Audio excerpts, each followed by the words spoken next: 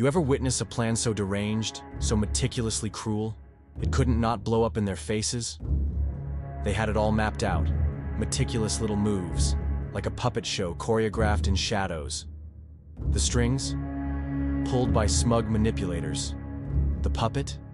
A full-blown narcissist, primed and ready. Their grand scheme? Let the narcissist do their dirty work. Weaponize that vanity. Wind it up and let it march right through you. But let me tell you something.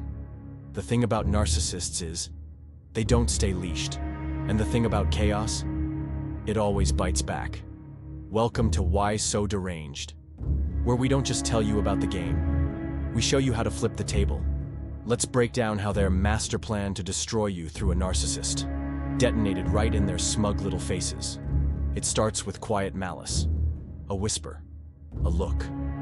A plan hatched behind closed doors by people who think manipulation is an art form. They spot a narcissist, loud, charming, emotionally bulletproof, and they think, perfect, let's point this firestorm at our target, you. See, narcissists crave admiration like addicts crave a hit. Praise, power, control.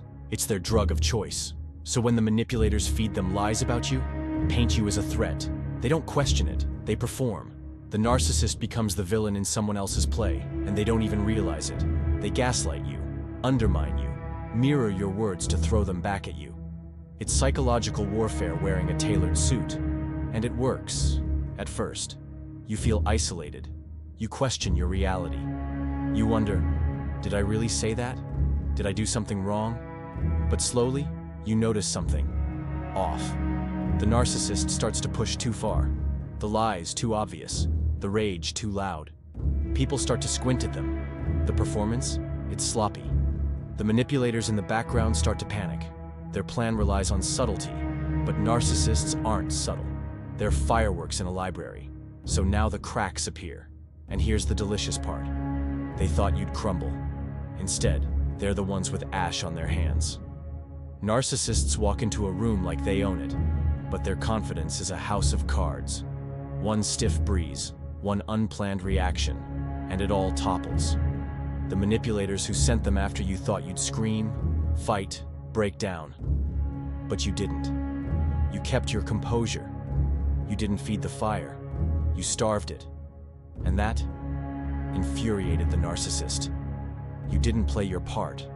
You didn't argue back. You didn't validate their performance. Instead, you stood still, arms crossed, watching their charade unfold like a bad improv skit. They needed your energy to feel powerful, and you gave them silence. They needed chaos. You gave them clarity, and that drove them straight into their own meltdown.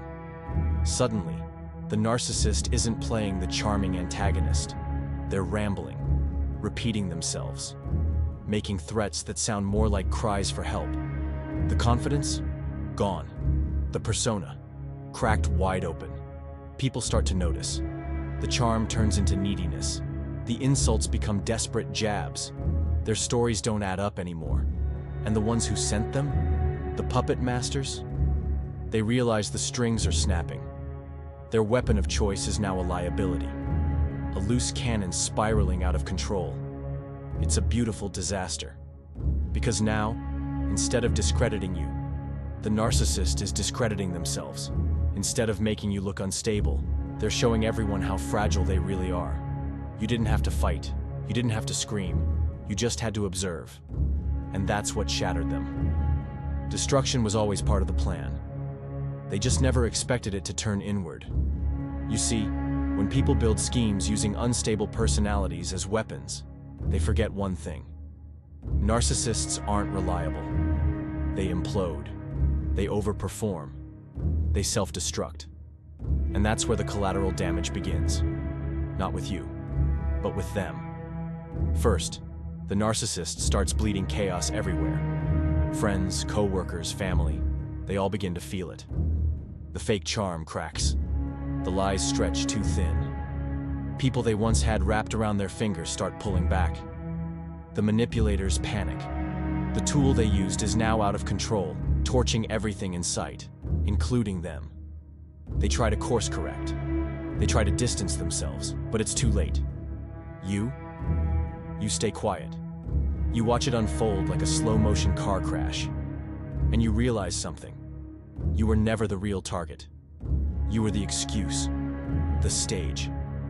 But now, that stage is burning. Reputations crumble. Alliances fracture.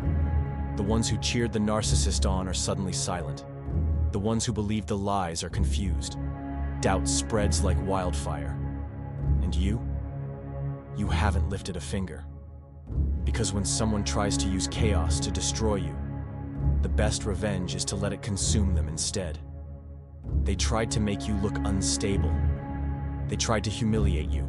But in the end, their own lies, their own arrogance, and their own broken tools brought them down. The narcissist spirals, the manipulators scatter, and the only one left standing is you. Here's the fun part: your response. Or rather, the lack of it.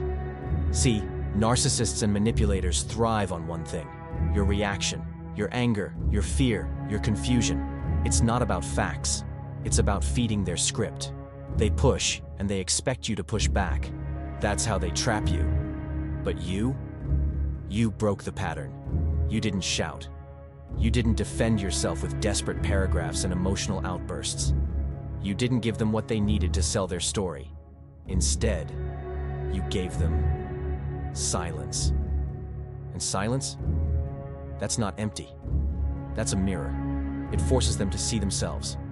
Every twisted move, every lie, every tantrum, reflected back without distortion. They can't stand it. The narcissist flails. They try new angles.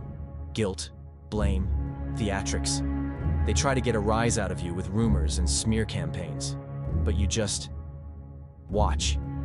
And now they look obsessed, unhinged, predictable. And the manipulators? They vanish into the background.